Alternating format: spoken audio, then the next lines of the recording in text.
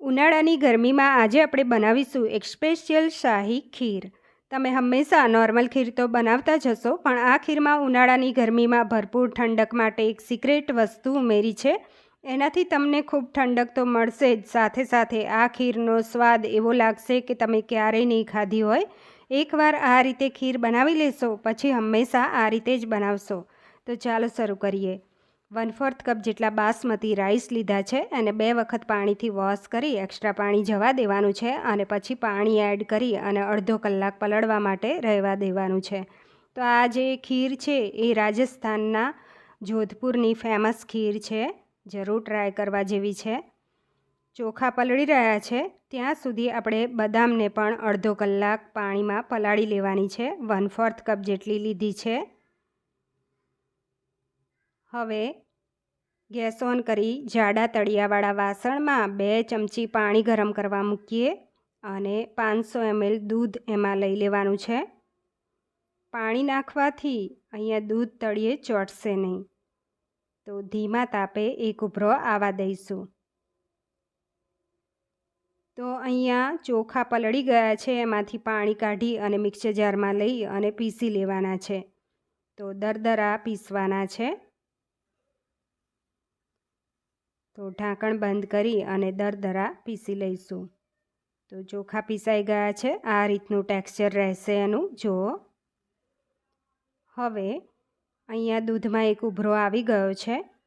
તો જે તોર છે એ વચમાં લઈ લઈએ મિક્સ કરીને આ રીતે, અને ગરમ દૂધમાં જ આપણે પીસેલા ચોખા એડ કરવાના છે. ઠંડા દૂધમાં નહીં કરતા, નહીં તો ગાંઠા આવી જશે.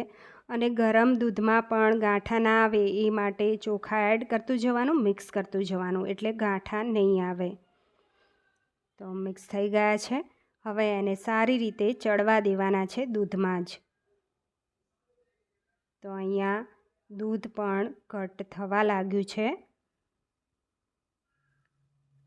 અને હવે આપણે અહીંયા બદામ પલળી ગઈ છે, અડધો કલાક થઈ ગયો છે. તો બદામને છોલી અને અડધી બદામ છે એ કટ કરી લઈશું અને અડધી બદામ છે એ મિક્સર જારમાં લઈ અને પીસી લેવાની છે દરદરી. તો આ જે કટ થયેલી છે એ ગાર્નિશિંગ કરીશું અને આ પીસેલી બદામ છે એ આપણે દૂધમાં એડ કરવાની છે. તો અહીંયા ચોખા સરસ ચડી ગયા છે દૂધમાં, ઘટ થઈ ગયું છે. 6 થી 7 મિનિટ જેટલો સમય થયો છે.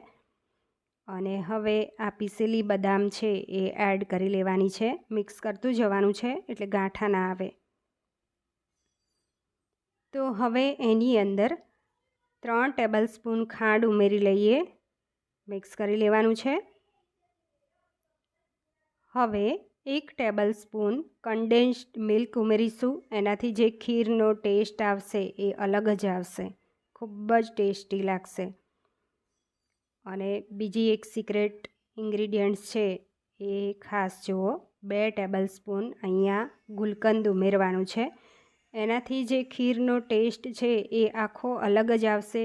ગેસ્ટ આવશે એમને પણ ખૂબ ગમશે અને તમે કોઈ પણ વ્રત ઉપવાસમાં પણ લઈ શકો છો. મિક્સ કર્યા પછી 2 મિનિટ ઉકાળી ગેસની ફ્લેમ બંધ કરી રૂમ ટેમ્પરેચર પર આવે પછી એને ફ્રીજમાં રાખીને ઠંડી પણ ખાઈ શકાય, ગરમ પણ ખાઈ શકાય.